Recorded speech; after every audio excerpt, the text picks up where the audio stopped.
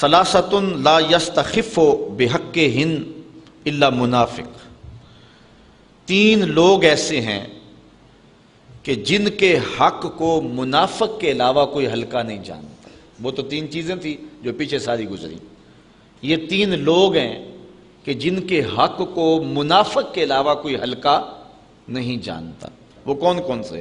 ذو الشیبۃ فی الاسلام، جس نے اسلام میں بڑھاپے کو پا لیا، جو بوڑھا ہوا، بوڑھے کے حق کو منافق نہیں جانتا، باقی ہر مومن جانتا ہے کہ اس کا حق کیا ہے اور اس کی تعظیم کرتا ہے۔ امام ابو نعیم نے لکھا ہے جو شخص 80 سال کی عمر میں انتقال کرتا ہے، اللہ تعالیٰ اس کے بڑھاپے کا حیا کرتے ہوئے بغیر حساب کے جنت عطا فرماتا ہے، اور جو شخص 90 سال کی عمر میں انتقال کرتا ہے، اللہ تعالیٰ اس کے بڑھاپے کا حیا کرتے ہوئے اس کو قیامت کے دن حق شفاعت عطا فرمائے گا۔ تو بخشا ہوا ہی ہے، اب جس کی تو چاہتا ہے اس کی بھی سفارش کر دے، اس کو جنت میں لے جائے۔ یہ اللہ کا خاص کرم ہوگا بوڑھے کے اوپر۔ حضرت باجزید بسطامی کہتے ہیں انتقال کے بعد کسی کو خواب میں ملے، 72 سال کی عمر میں انتقال ہوا تھا، تو کسی نے کہا کہ سناؤ کیا حال ہوا؟ کہا اللہ نے کرم کر دیا۔ کہا کیسے؟ کہا جب میں اس کے روبرو پیش ہوا نا تو اللہ تعالیٰ نے مجھے فرمایا اے بوڑھے بتا میرے پاس کیا لے کر آیا ہے، اے بوڑھے بتا میرے پاس کیا لے کر آیا ہے۔ تو میں نے عرض کی مالک بادشاہوں کی دہلیز پہ اگر کوئی فقیر آئے تو بادشاہ یہ تو نہیں پوچھا کرتے کیا لے کر آئے ہو، بادشاہ تو فقیروں کو یہی پوچھتے ہیں کیا لینے آئے ہو۔ میں لے کر کچھ بھی نہیں آیا، تیری رحمت لینے آیا ہوں۔ اللہ تعالیٰ نے بغیر حساب کے میری مغفرت فرما دی۔ تو بوڑھے کی عزت اور تکریم یہ ایمان کی علامت ہے، اور جو بوڑھے کی عزت نہیں کرتا ہے وہ منافق ہوگا۔ وذو العلم، اور دوسری بات علم والا شخص، عالم شخص اگر بھٹک بھی جائے نا تو پھر بھی اس کی قدر کرو اور اس کے لیے دعا کرو کہ اللہ اس کو ٹھیک کر دے۔ تو علم والے کی قدر بھی جو ہے وہ مومن کرتا ہے۔ منافق عالم کا گستاخ ہوتا ہے، یہ بات آپ کو بتاؤں، جو منافقانہ روش رکھتا ہوتا ہے اس کے سینے میں عالم کے لیے قدر نہیں ہوتی ہے۔ اور عالم وہ بابرکت ہستی ہے کہ حضور علیہ السلام نے فرمایا کہ عالم کے لیے کائنات کی ہر شے حتی الحیتان فی البحر، یہاں تک کہ سمندر کے اندر جو مچھلیاں ہیں وہ بھی اس کی زندگی کی دعا مانگتی ہیں۔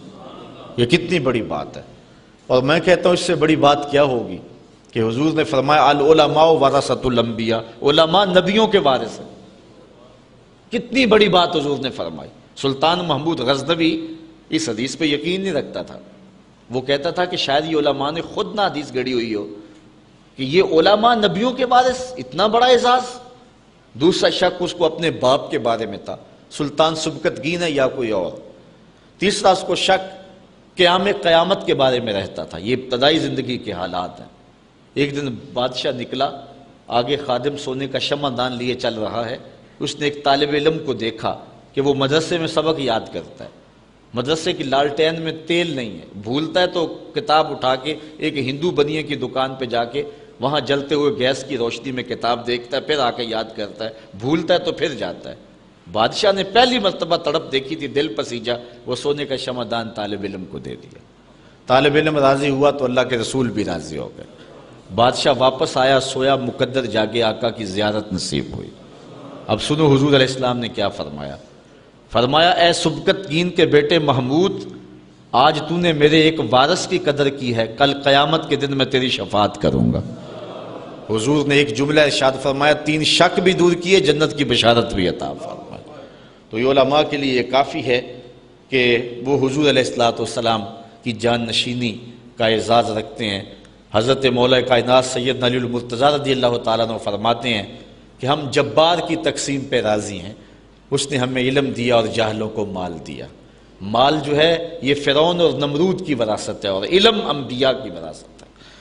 تو جو ہوگا منافق وہ عالم کی قدر نہیں کرے گا۔ وَإِمَامٌ مُقْسِطٌ، اور تیسرا شخص جس کی منافق عزت نہیں کرتا وہ عادل حکمران ہے، امام مقسط ہے، عادل قاضی ہے۔ تو عادل قاضی کو علماء نے لکھا ہے الانحناء للسلطان اور لغیرہ مکروہ، کہ بادشاہ کے سامنے یا کسی اور کے سامنے جھکنا ممنوع ہے، اور ان کے ہاتھ چومنا بادشاہوں کے حکمرانوں کے یہ بھی ممنوع ہے۔ لیکن اگر کوئی عادل حکمران ہو جو عدل و انصاف سے دھرتی میں امن قائم کرے تو اس کا اگر ہاتھ چوم لیا جائے محبت سے تو یہ کراہت نہیں ہوگی، چونکہ وہ بھی اللہ تعالیٰ جل شانہ کی ایک عطا ہے جو انسانیت کو عطا کی گئی ہے۔